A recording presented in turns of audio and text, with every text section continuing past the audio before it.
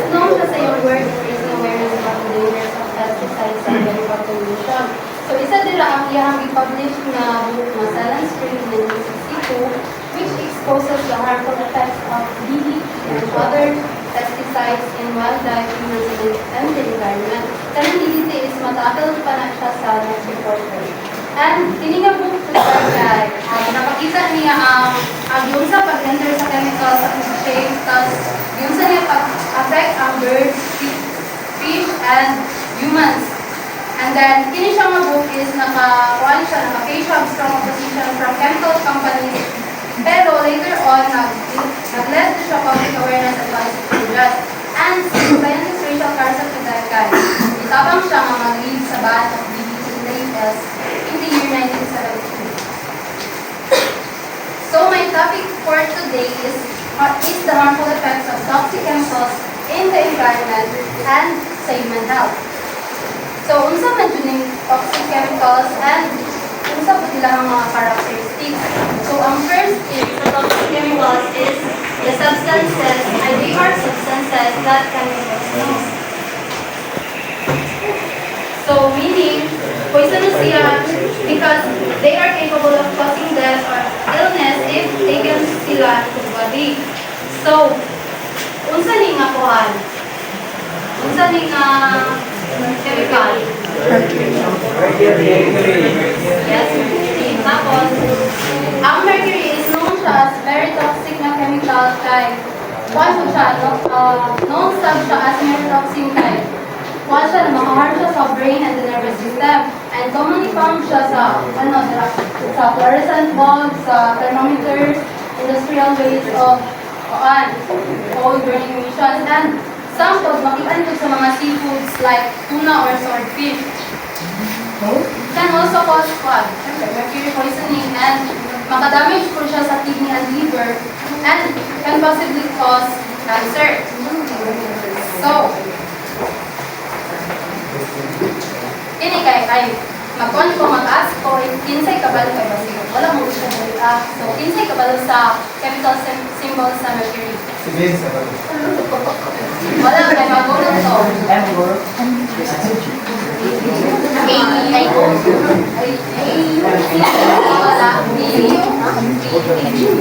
Asa lang? Wala.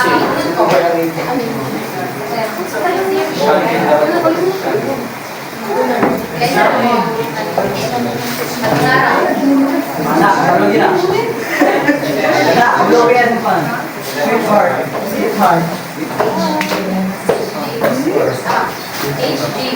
So, base nila dagan ko ba na proton? Base nila pila ang proton sa mercury.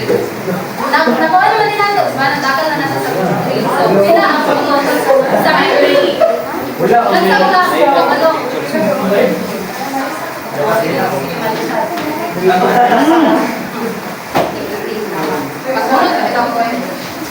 Next is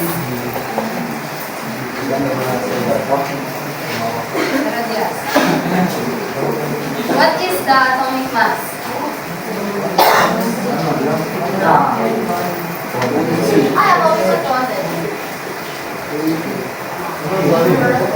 Kulang na icon, no?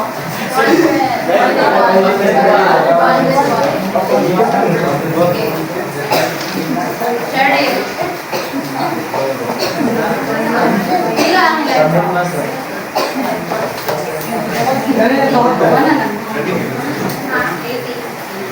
Okay, last number in a part. Kyle. Arsenio. Pila ang neutrons? 1.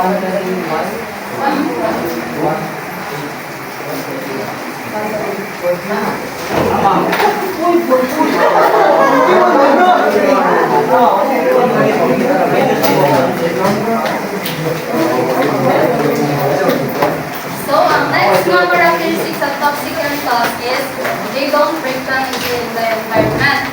Meaning, they are often chemically stable and can resist natural degradation process. One example is kini, diba? Kung ano siya, non-stick pair, mapan, and then, ano siya, Teflon. which ay makita siya sa cookware na non-stick, tapos tapos siya, makita po siya sa wires and cables. Kay, kung ano mo siya, kaning doesn't melt easily and heat resistant po siya. So, kining Teflon, it is made using PFAS or polyfluoroalkyl substances. So, unsa man yung PFAS? Kuan siya. Also called as forever chemicals. So daghan mag toxic substances nga kaning kuan, like heavy metals, they have molecular structures nga dili dali gani mo react with natural elements. Thus, it makes them last for years or even ila ka decades. Thus, ang uban sa ila, it cannot be broken down by bacteria or other microorganisms which are usually responsible for decomposing organic materials. So, kining PFAS kay, they can break down jud kay, dili man gud siya natural na chemicals, synthetic chemicals siya made by human, and then wala sila nag-occur naturally in the environment. So, wala siya existing na biological process nga break down siya efficiently. So, instead of breaking down ani nga chemical, accumulate siya sa water, sa soil, plants, and animals, and even sa human bodies that can lead to contamination. So, namin nakita na source ani sa Teflon na nakabutang dira nga yung study show sa single scratch on a non-stick pan releases 9,000 toxic plastic particles while a broken coating releases over 2 million. So, grabe dito siya kadelikado, no? And then, when overheated ang good, the coating can break down and release toxic fumes, which is known as the polymer fume fever, and it can cause temporary flu-like symptoms if inhaled. So, dili na siya consider jud nga harmful kung gagmay lang, pero kanang pag-prolong na exposure niya is syempre makadaot na siya and makakause siya of long-term health issues like hormonal disruptions and cancer. And then the scratches on the coating can potentially flake off and be ingested. Naku pinakitaan sa comment section nila na siya nga safer lagi daw ang cast iron and stainless steels kaysa sa karang non-stick na cookware. And then, gusto nyo din yung cookware yung gamitin kung hindi nyo ganahan at tumakon kayo, so limpyuhan. Pwede po itong mag-minimize your risk using kung ano lang, wooden or silicone na mga utensils.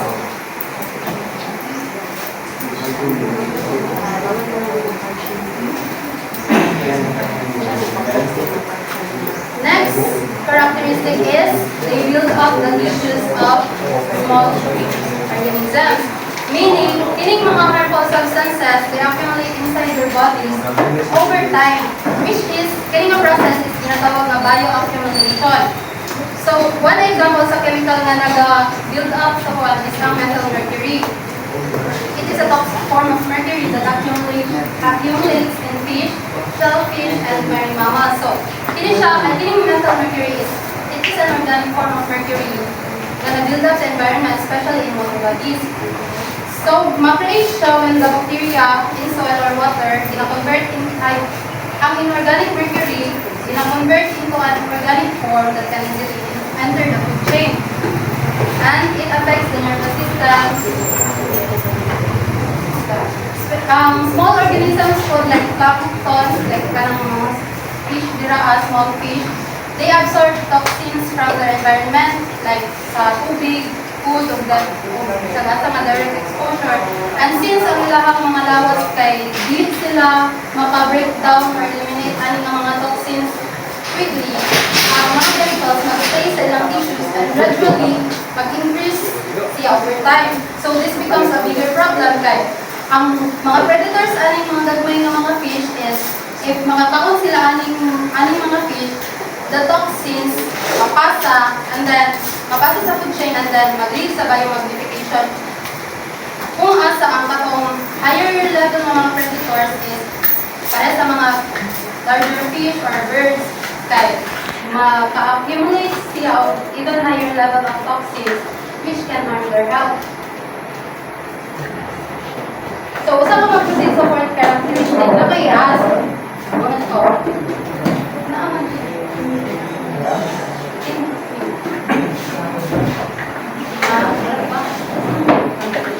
dali naman kay naman sa akong discuss. One thing.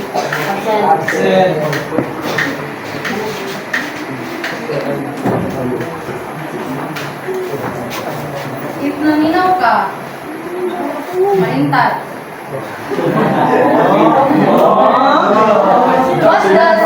What does PFAS stands for? What?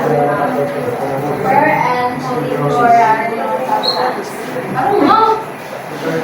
Per and polyfluoroalkyl substance or forever chemical.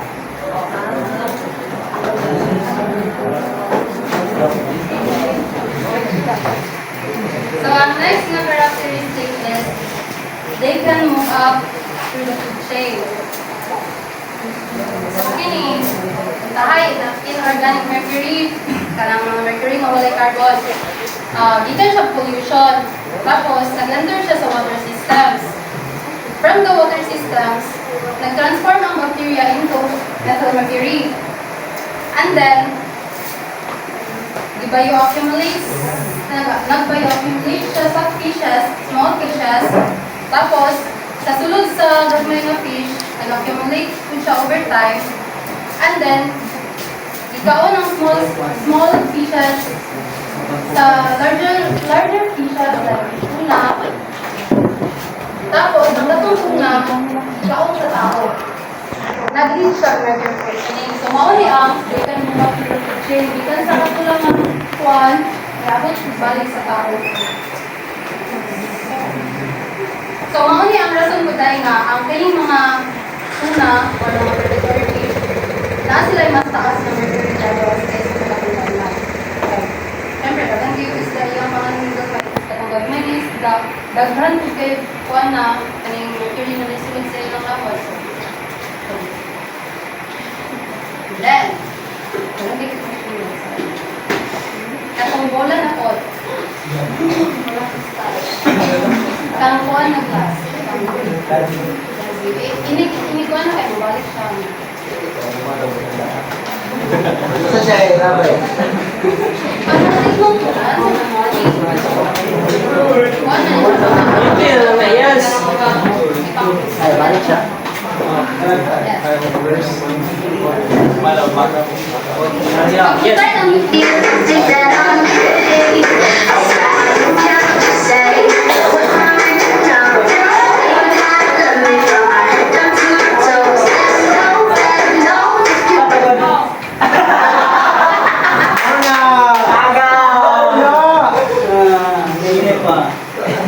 Ito, basta ang pinagagawas na. Ha? Baboy na molecular formula of mercury. Those are? Kami ang pag-inom.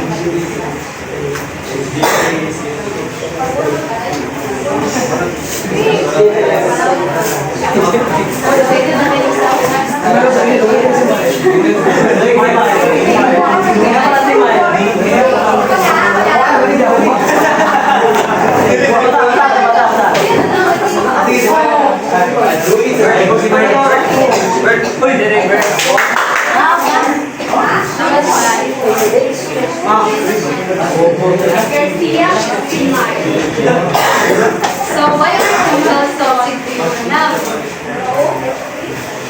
First is they can cause illness and that is swallowed or absorbed through the skin. And then some chemicals disrupt cell functions, damage tissues, or interfere with organ systems. Others can cause mutations leading to diseases like cancer. So, example lang po sa mutations at cancer is ang formaldehyde. Kanang formaldehyde, di ba? Nagamit na siya pag-smoke, kaya na-preserve niya ang body before burial or para makita ang panbaso.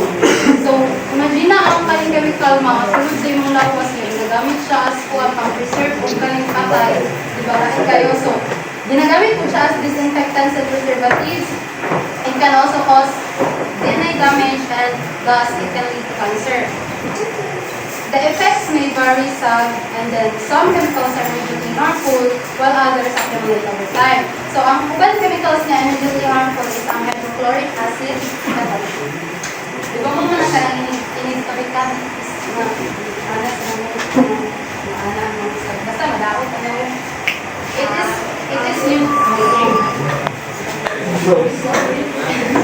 it is usually used as a material kay very strong kaya na siya mag-chemical no. Thus, it can cause severe burns and tissue damage and contact. Diba? Yung sa mga nila mo, nag-ito kasi silang mga nakuha hydrochloric acid. And then, ang accumulate over time is itong hihilot ko ganina katong mercury, nakapil ko ang lead pep, kung siya makakos siya sa bones and organs, pwede siya makagamit sa brain, and developmental issues. And makakos po siya growth delay sa children kay maapektuhan ang bone and muscle development sa mga bata. Makali siya ka ng mga buhay,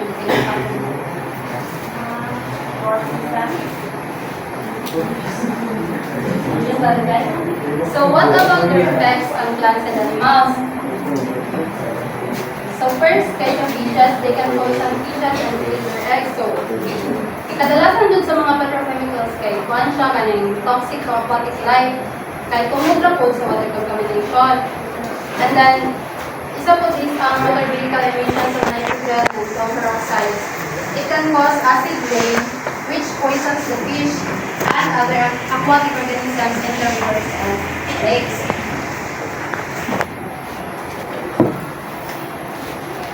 Next is invertebrates. Kanina siya mga animals na wala vertebral column or mga bago, reptiles, and seal. They experience, they can also harm invertebrates and cause reproductive failure since maka-experience sila issues with reproduction and then reduce ang egg hatching rates and deformities in offspring, and you can also mawikan po may birds sa ilang natural, mawikan na lang ang formation tapos makudan po tapos ganun nakasalagsal. Next is birds and mammals. So we can also damage the skin, lungs, and kidneys of birds and mammals. Sa birds, sa ilahang mga feathers, kaya if makakuha sila direct contact sa petrochemical steels such as oil, ang ilahang mga feathers kay mabalutan, kuhan ganyan, ma-destroy na mga ganito, insulate and stay warm. Tapos makakuha siya, makaligo hypothermia or worse, ay kamatay nila. And then sa mammals, kay example sa cat, kaning if maka-absorb sila petrochemicals through their skin, kanang like spilled oil or gasoline, it can cause irritation, burns, or internal poisoning. Next is plants. They can damage the plants and stop seed germination. So germination is a process which is seed kay it begins to grow and develop into a new plant. So, how do these chemicals affect our environment? First effect is climate change. So, na carbon dioxide gas.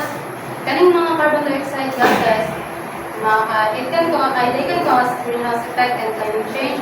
Greenhouse effect is ang kanang process by which certain gases sa Earth's atmosphere mag-trap sila heat and then ako sila ang mag-keep sa planet warm na to support life.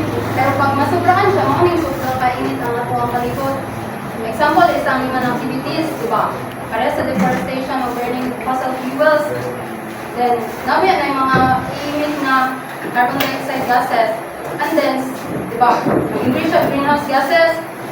Sa pagdaghan kayo ng greenhouse gases, ilang ma-emit, mag-trap po siya too much heat sa atmosphere. So, makakos siya global warming.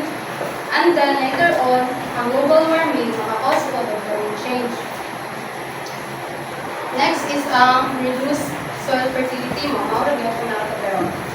Ang main nga one is ang chlorofluorocarbons, CFS. Paano siya? Composed na siya of chlorine, of carbon. Paano siya? Kadalasan, ginagamit na siya sa refrigeration, air conditioning, aerosol sprays, o corn production. Kining chlorofluorocarbons, it can cause the destruction of the ozone in the stratosphere, and they create the possibility of serious environmental damage from ultraviolet radiation. So, kining CFCs, diba? Tungkol sa ila, mag-breakdown ang ozone layer. Tapos pag mabuka ang ozone layer, it allows more harmful na UV rays para sa ngayon, reach out to ang Earth's surface. Tapos, madamage niya ang mga roots sa plants. And then, meaning, pag weaker ang mga plants, less root development. And then, mas baba po ang microbial activity. Tapos, mag-reduce siya sa soil fertility. So, kini, toxic contamination. So, ang oil drilling and transport, mining, mga silang mga kadalasan maritime operations. Kana sila, mag-result sila into accidental introduction of toxic chemical materials into the marine environment. Tapos, ang kanang mga leakage from storage tanks, kanang para sa picture, mag-leak na siya, the pipelines po, from the waste dumps, maato siya sa marine environment. Mao po na siya ang resulta sa atong kauban na effect, which is marine pollution. Tapos, mao ni siya ang result sa variety of human activities. So, ang mga disinfecting products, ginagawa siya sa sewage systems and out to the treatment plant discharge. Tapos, gikan sa mga balay, mga wash siya, and then septic tanks into the groundwater sa mga springs. Tapos, ang mga industries, they discharge the waste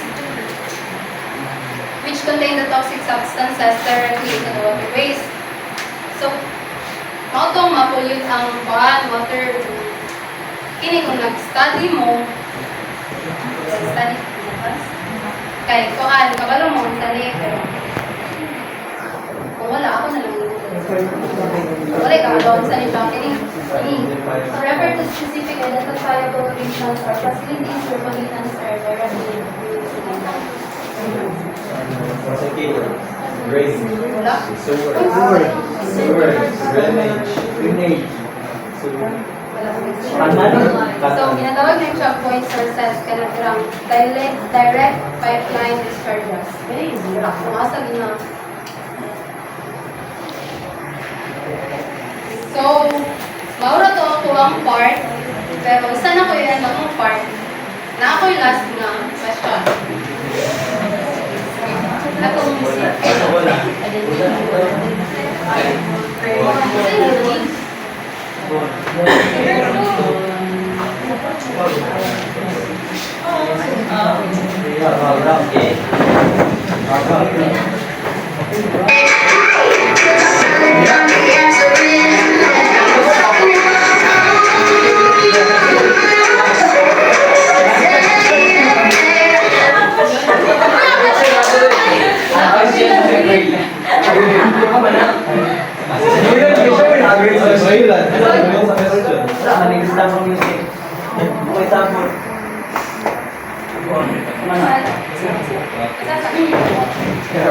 How many environmental toxic chemicals were mentioned? Please mention all of them. Uban naman to. Kapil na ni O. Na Taiwan. Kanang environmental effects pa. Kanang sa environmental effects na ako ang region.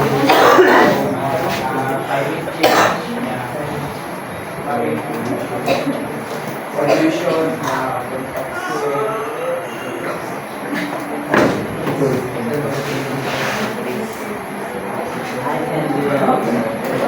Ako lang kami.